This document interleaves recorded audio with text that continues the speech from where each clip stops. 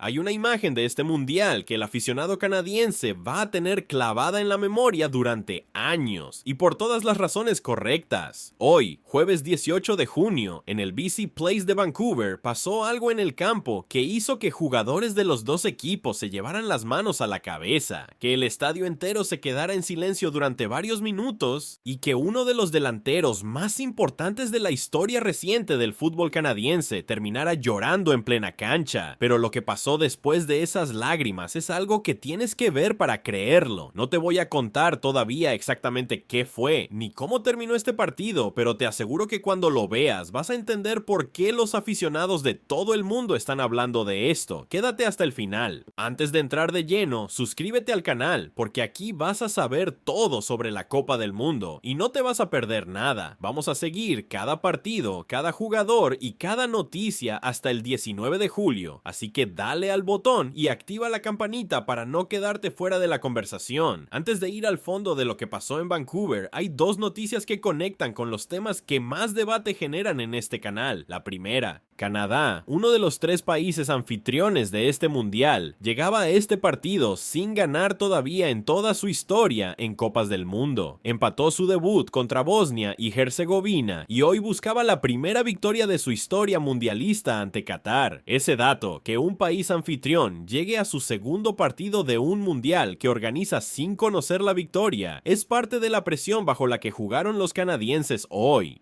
La segunda noticia: este mismo torneo sigue acumulando polémicas arbitrales casi todos los días. Ya vimos el fallo técnico del VAR en Qatar contra Suiza, ya vimos al árbitro brasileño confundir a los jugadores sudafricanos con una explicación incomprensible en el partido inaugural de México. Cada partido de este mundial parece traer su propia controversia de arbitraje, y hoy en Vancouver el patrón se repitió de la manera más dura posible. Pero esta vez la controversia no fue sobre un gol o un fuera de juego mal marcado, fue sobre la integridad física de un jugador. Ahora sí, vamos a lo que pasó. Canadá enfrentó a Qatar en la segunda jornada del Grupo B en el BC Place, recientemente renovado para este mundial, y la consiguieron de la manera más contundente que se puede imaginar. Cyle Larin abrió el marcador en el minuto 16. Jonathan David amplió la ventaja en el 29 y volvió a marcar en el tiempo añadido del primer tiempo, 3-0 al descanso, y Qatar encima ya jugaba con 10 hombres desde el minuto 33, cuando el jugador Homam Ahmed fue expulsado. Era una noche que ya se veía completamente decidida a favor del anfitrión, y en ese contexto, con el resultado ya claramente a favor de Canadá, llegó el momento más duro de la jornada. En el minuto 53, el volante canadiense Ismael Koné, que actualmente juega para el Sassuolo de Italia, recibió una entrada extremadamente dura del jugador catarí, Asim Madibo. Las imágenes muestran que en un primer contacto, Madibo intentó quitarle el balón a Koné. En un segundo contacto inmediatamente después, con el pie izquierdo de Koné apoyado en el césped, ocurrió la fractura. El canadiense cayó al suelo y se llevó la mano a la boca, sin poder creer lo que le había pasado a su propia pierna. Los jugadores de ambos equipos reaccionaron con conmoción absoluta. Algunos se llevaron las manos a la cabeza al darse cuenta de la gravedad de la lesión. El estadio entero quedó en silencio mientras el cuerpo médico atendía a Koné en el campo, y las cámaras de televisión captaron al delantero Jonathan David,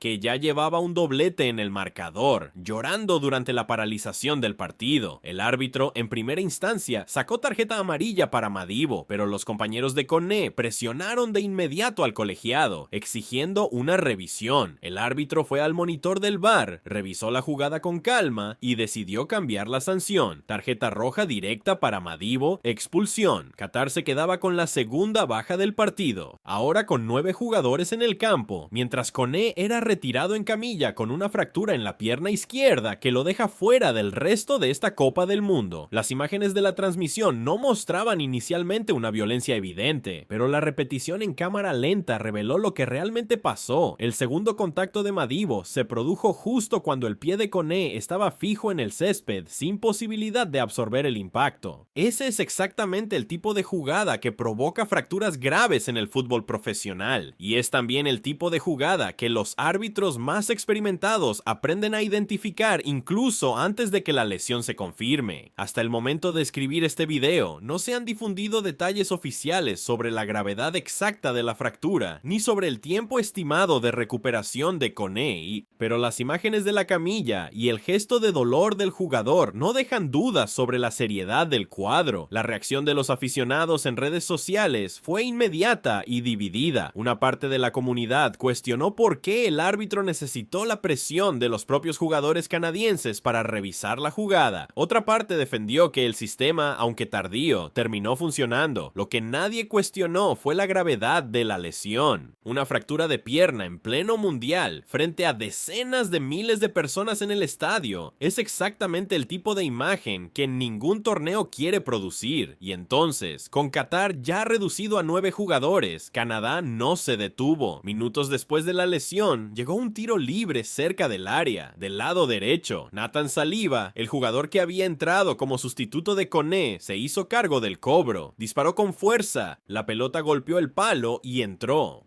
Cuarto gol de Canadá, en el minuto 64, y en la celebración, Saliba hizo con las manos el número 8, el dorsal de Kone, y buscó la camiseta de su compañero lesionado para dedicarle el gol. Canadá no se detuvo ahí. En el minuto 75 llegó un autogol de Mohamed Manai que puso el 5-0, y en el tiempo añadido, en el minuto 90 más 2, Jonathan David, el mismo delantero al que las cámaras habían captado llorando durante la atención a Kone, completó su hat-trick personal y cerró el marcador en un contundente 6-0. El jugador que se quebró emocionalmente viendo a su compañero en el suelo terminó la noche como la máxima figura del partido, con 3 goles a su nombre. Vale la pena conocer un poco más sobre Kone, porque su lesión golpea fuerte al mediocampo canadiense. Justo en un torneo donde cada selección ya está lidiando con una ola de lesiones sin precedentes, desde Rodrigo y Militão en Brasil hasta Xavi Simons y De Ligt en Países Bajos. Tiene 23 años y fue una de las piezas clave en la clasificación de Canadá a este mundial. Perderlo para el resto del torneo es un golpe deportivo importante, incluso en una noche de goleada histórica. Y este episodio no es el primero en la carrera de las selecciones canadienses con fracturas graves en plena competencia. En el Mundial de Qatar 2022, el portero Maxime Crépeau sufrió una fractura en la pierna derecha días antes del inicio del torneo, lo que lo dejó fuera por completo. El fútbol canadiense parece tener una relación particularmente dura con este tipo de lesiones en los momentos más importantes de su historia reciente. Y hay un eco adicional en este propio Mundial. Alphonso Davies, el capitán, llegó a este torneo todavía recuperándose de una rotura del ligamento cruzado. Por el lado de Qatar, la noche fue una catástrofe total. Los cataríes llegaban a este partido tras un empate dramático contra Suiza en su debut, donde sumaron su primer punto histórico fuera de casa en una Copa del Mundo. Hoy, con 2 expulsados y una goleada de 6-0 en contra, la presión sobre el técnico Julen Lopetegui aumenta considerablemente. El español ya lidiaba con la polémica del fallo técnico del VAR del primer partido, y ahora suma esta nueva crisis deportiva y disciplinaria. Y hay una dimensión adicional sobre la confrontación entre bancos que se reportó tras el incidente. Varios integrantes de los cuerpos técnicos y suplentes de ambas selecciones tuvieron que ser separados por el personal de seguridad del estadio, en un cruce de reclamos que refleja la tensión que la lesión generó en ambos lados. Y hay un dato adicional sobre el grupo B que vale la pena tener presente. Es uno de los grupos más parejos de todo el torneo. Ninguna de las 4 selecciones, Canadá, Qatar, Suiza y Bosnia, llegó a esta segunda jornada con una ventaja clara sobre las demás. El grupo B, después de esta segunda jornada, sigue completamente abierto. Lo que es seguro es que Canadá va a tener que enfrentar lo que queda del torneo sin Kone, uno de sus jugadores más importantes, y que la imagen de su fractura, junto con las lágrimas de Jonathan David y el gol dedicado de Nathan Saliba, va a quedar como uno de los momentos más recordados de este mundial, por razones que combinan el dolor deportivo y la solidaridad genuina entre compañeros. Con el 6-0, Canadá se colocó en la primera posición del grupo B, sumando su primera victoria histórica en una Copa del Mundo, y de la manera más contundente posible. Qatar, Con 2 expulsados y la peor noche de su historia mundialista, cayó hasta el cuarto y último lugar del grupo. Y ahora las preguntas para los comentarios, porque este partido generó debate de verdad. La primera, ¿crees que el árbitro debió haber sacado tarjeta roja directa desde el primer momento sin necesidad de que los jugadores canadienses presionaran para la revisión del VAR? La segunda, el gesto de Nathan Saliba dedicándole el gol a Koné y el hat-trick de Jonathan David después de sus propias lágrimas. ¿Es para ti el mejor momento humano que ha dado este mundial hasta ahora? Y la de siempre. ¿Quién es para ti el favorito real para ganar esta Copa del Mundo? Déjame todo en los comentarios. Los leo todos. Seguimos aquí hasta el 19 de julio.